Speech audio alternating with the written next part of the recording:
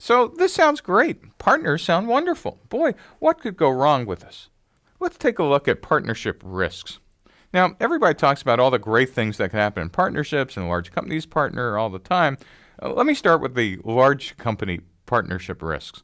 One of the greatest partnership disasters probably ever, not only in the 21st century, but probably including the 20th, was when Boeing was building the 787, their new jet airplane made out of carbon fiber.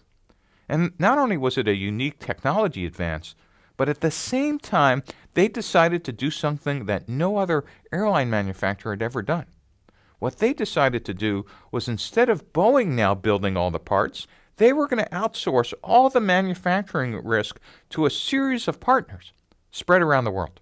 And while Boeing's unions and machinists argued, no, there was 50 years of expertise on how to build these components, Boeing, because of other pressures, both financial and union, decided that it would be a much smarter strategic move to have people building the center fuselage in Italy and the tail fin somewhere else and the stabilizer somewhere else and the forward fuselage by another vendor, until all of a sudden their supply chain was scattered around the world, and at least half these parts being made by people who've never made airplane components. It looked great on paper. It was going to save them enormous manufacturing costs. It turned out to be the worst business decision of the 21st century because it was made by accountants and not by engineers. Turns out their partners delayed the program by about 3 or 4 years because there was a tremendous amount of rework. Parts didn't fit, parts didn't work, and this wasn't your living room furniture. These weren't devices that were going to carry hundreds of people in the air, and there was no margin for error.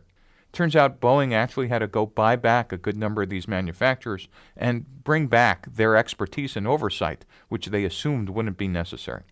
So I just use this as an example not to bash Boeing, but to understand that even the smartest companies sometimes make partnership decisions that look good on a spreadsheet. But at the end of the day, partnerships are not driven by spreadsheets. They're driven by technical competence, customer needs, and the ability to deliver a final finished quality product.